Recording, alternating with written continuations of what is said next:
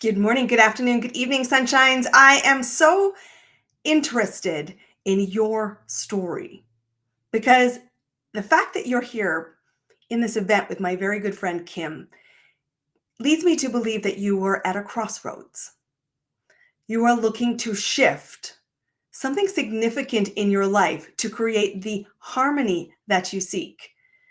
Well, my game field is business. I am a strategic advisor, a business mentor, and I work with a lot of business owners. Everyone from solopreneurs to some of the biggest companies on the planet, and I've had a really interesting corporate career. I worked in 9 unrelated industries. So for me, a product and service are equal. I've also started my career in marketing, and I kept saying to my marketing peeps, it's pretty, but it's got to do more than that because pretty should be a given when you're in the world of marketing. I want to know what it does.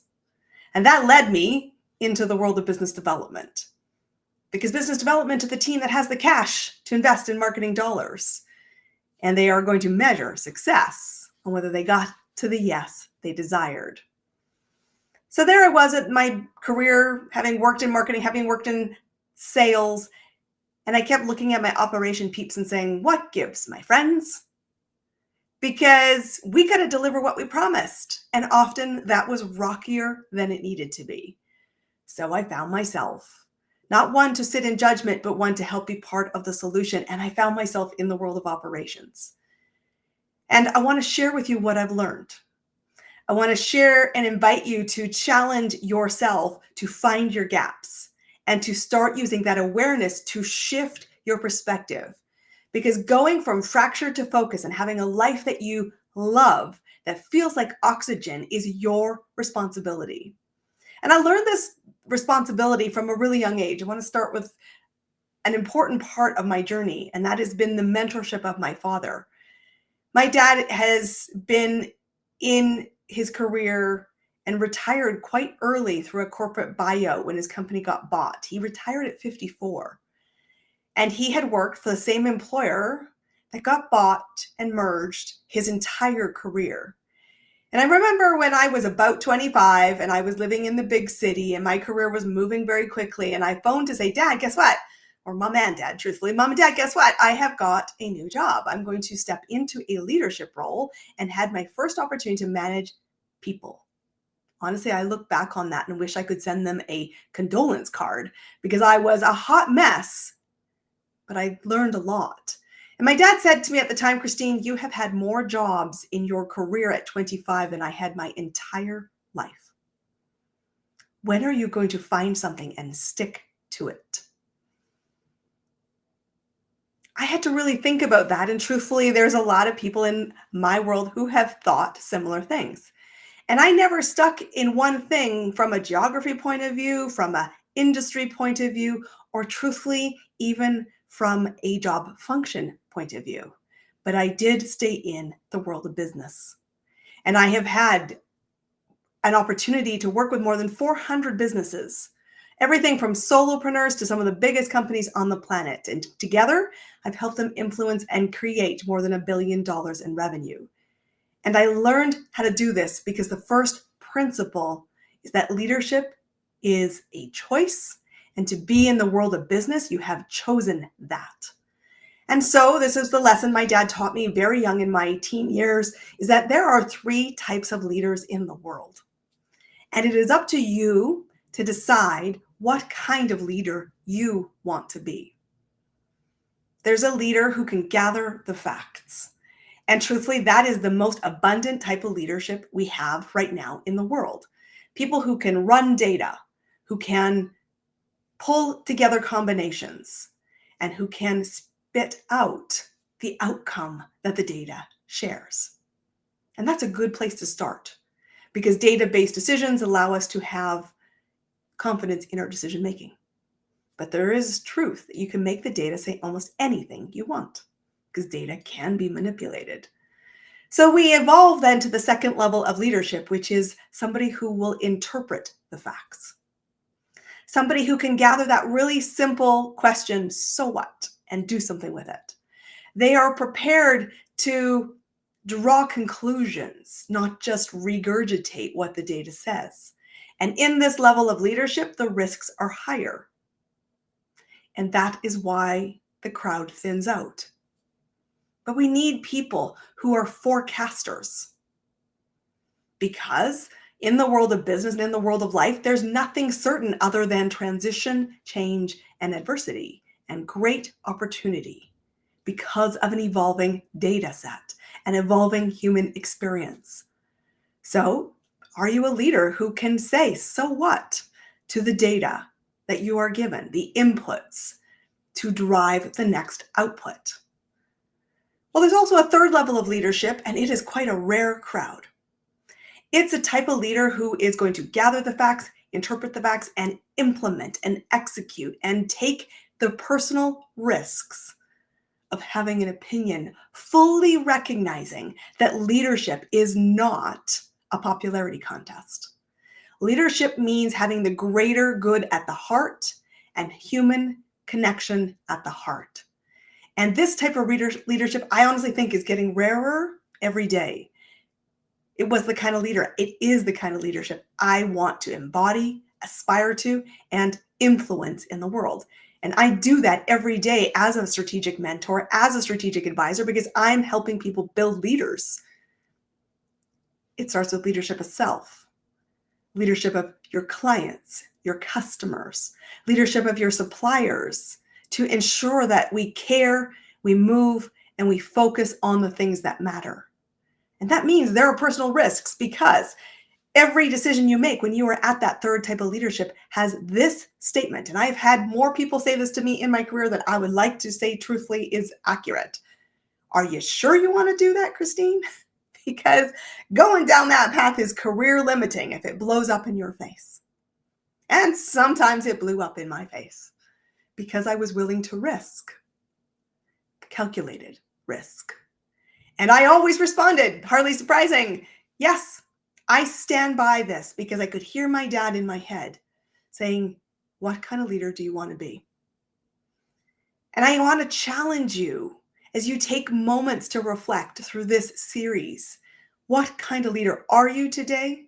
What kind of leader do you want to be starting today? And what kind of leader will you influence those around you to be? Because if you're going to create impact, if you're going to balance the harmony of decisions in your life, which is what leadership is, it's the decision-making responsibility, I want you to get to it every day and say, this is worth it. I gathered the facts, I interpreted the facts, I'm going to execute the facts, because me personally, I stand by my integrity, my values, and I execute. Because when I look around the world of business, which is the lens in which I play, I always say to people, you're standing at a crossroads. There's a dissonance in your satisfaction. You either are looking for growth, for a different accompaniment of what it looks like to live your life. I want you to live a life that's vibrant. That's my goal every day. I want to get to the end of it and go, wow, I'm so grateful I lived vibrantly. And that means I'm prepared to be the third level of leader. I'm prepared to be in an elite crowd. I'm prepared to stand on that ledge and make the decision. And that means, yes, sometimes it is not going to make every single person happy. I am steadfast in the commitment to the evolution of that with care and compassion, but I have no problem standing to make that decision because I choose that. But when you're at the crossroads of life, I tell people candidly, there's only 3 reasons you don't have what you want. And here's the good news. All 3 of these realities can be solved. And leadership means you are prepared to step into solving mode. I tell people all the time, when I was leading good teams, teams of small sizes and teams of 300 plus, everything is solvable. And I tell my clients who are business owners, our job is to solve the problems, to be that elite leader. And we might evolve towards it. And some days we are not always in one camp, but we get to choose leadership. And so if you're standing at the crossroads, I want to tell you what the 3 things are so you can figure out right now with zero judgment, where are you right now? Because knowing where you are is critical. If you're going to have a vision of where you want to go and you want to seek solving the dissonance of where you are, you've got to know where you start. And I was always clear in my career, and I've said this to my mentor just last week, I have always been the individual that if I could see it, I could run after it. And I'm not that worried about how. When I've led teams and people, I've always said, I know what the vision is. This is the goal line. You figure out how you want to get there, because I value your brain power. I value your heart. I value your emotions. And I want you to challenge and see patterns I don't see. And I want you to come and help me solve it together. So here are the crossroads you're standing at. Number one, you think, I just don't know how to get to where I want. Or I don't know how to solve the problem I see. This is a question where you're asking how. And I am going to call you out with great kindness, as a leader does. BS. If you're sitting with any problem and the answer that runs around your brain at 3 o'clock in the morning is a how question, you are just in your own way, because there has never been a time and space where your ability to find knowledge is easier. And how do I know that? Simple. Google, Pinterest, YouTube, TikTok, any social media platform you want has answers. I'm not going to say you can vet always the answers, but the how can be solved, and you have to be the leader who reasons and judges their accuracy and whether you want to move. But how is a knowledge-based problem, my friends? Right now, go solve that and get out of your own damn way. You're welcome.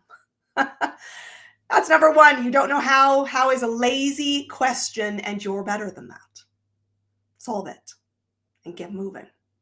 Number two is you think you do know how. You've had some experience or expertise. You've had some stumbling successes, but you're wobbling because you're not seeing the success, the consistency, or the confidence behind your decisions, because it's not moving at the speed you want. It's not moving consistently enough, or truthfully, some of the inputs need to be ejected and you're not sure which to eject. That means you're in a place of movement. Congratulations. I love people in this space, but you don't know what to change. So let's just acknowledge the elephant in the room.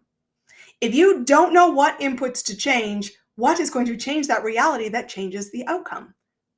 Not you, by yourself, because you cannot see the forest for the trees. Every single human being, myself greatly included in this, has blind spots. You can't see what to change because you don't know what inputs are happening, because you are so close to it and your emotions are so tied to this that you spin in a cycle. And the longer you spin becomes the definition of insanity, because you keep doing the same things over and over again, hoping for a different outcome. And I call this the field of dreams. You're like, I'll build it, they'll come, and it doesn't work. Or you're thinking, if I just do the same things but louder, like you're a New Yorker, things will work. Arguments don't get won that way. You've got to have somebody who you invite in to the blind spots and say, help me figure out the inputs that are contributing to the current reality. Help me find the gap, which is the movement that is not in sequence or somehow is disrupting dissonance, and help me solve that to get the pattern running like a well-oiled machine. And so the answer in number two to solve this is to get extra eyes. Eyes who have your best interest at heart and who can see the other side of the equation, because you need to be like a coin, confident in your balance. And when flipped, you are happy with either result that lands, because you say it doesn't matter. The next flip will have the same possibilities. And as a leader, you should get out of bed every single day for possibility. So if you're in number two, it says, I know how, it's working, but not as well as I'd like. You can't see your own blind spots. You need a mentor. I'm going to invite myself as someone you can consider for that role to help you see the blind spots, because once you can get light into the darkness, you can start recognizing you're not running a popularity contest. You can make better decisions at an elite leadership level. And boy, my friends, it gets a lot more fun when that's the case, because two brains truly are better than one. We are better on our own with a trusted partner in shotgun, because then we're not truly alone. But we are still ultimately responsible for the leadership of self and influence of others. So that's number two. You're standing at the crossroads. Solve by getting a mentor. strategic advisor to help you find your blind spots. The third reason you don't have what you want is truthfully because you are not taking the actions you know create the results that you want. You're just not doing it. And I'm going to call you out on this, which means two things are happening. You don't want it, or you're not winning enough. Because every time somebody says, I'm just not doing it, I'm not making time for the things I've said are a priority, I call BS. It's either not a priority or you're not winning, because when it is a priority and you're winning, it is like oxygen. You never struggle for the discipline. You may struggle for consistency. Welcome to the human journey, which is why you have accountability partners. That's why you set goals. That's why you have other systems, tools, and techniques to help you, because every single person on the planet knows more than they're executing, but you are simply not wanting it enough or not winning enough. And both of those you have to solve. Because I tell people all the time, and this was one of my most important leadership lessons when I was leading big teams in corporate, I, as a leader, have to have the vision that you're capable of growth. But I have to recognize that it's not enough for me to want it for you. My job as a leader is not to light your engine. It is to show you possibility, but I'm inviting you to make the decision. Do you want it? If you want it, you have my support. And if you don't want it, I will find another who does. It's why I'm growing a team and delivering against a KPI. And that's why when people come to my world and say, help me grow a thriving business, help me find consistent client growth regardless of the economy, I always have to get really clear before I make any offer to lead and mentor and be a strategic advisor. Why do you want it? Why is it non-negotiable? What is the vision? Because my job is to hold it when you wobble, but my job is not to light the engine.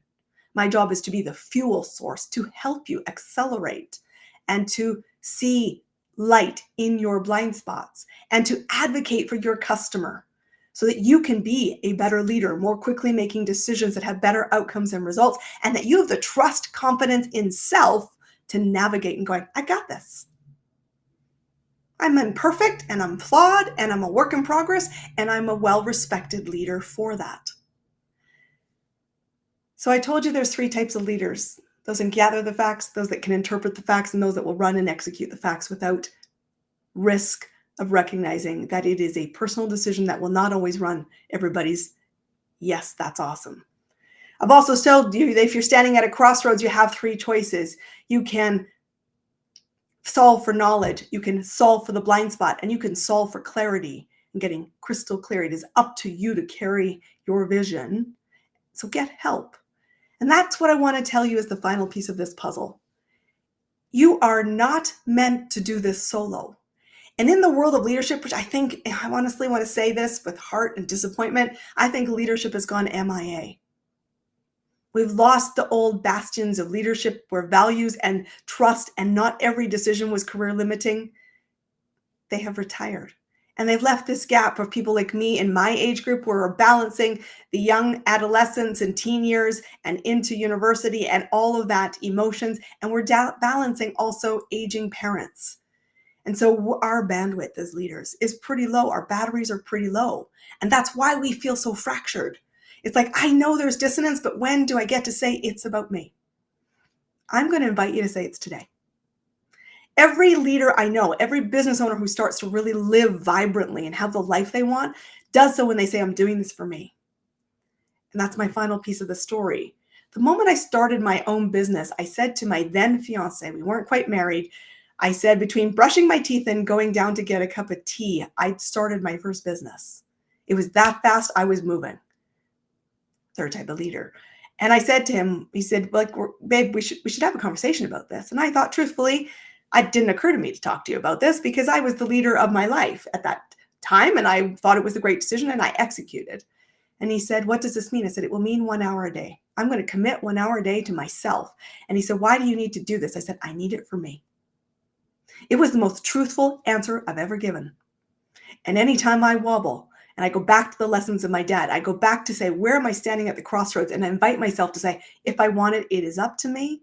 And it's up to me. Therefore, I need to do this for me. So go get the life you want and come find me if you need shotgun. You need a rider with you who's going to help advocate for you, help you hold your vision, and help you be a better leader for self, for your clients, for your customers, for your team, and for the legacy that you're leading. I am Christine Campbell Rapin. I invite you to come find me, ChristineCampbellRapin.com.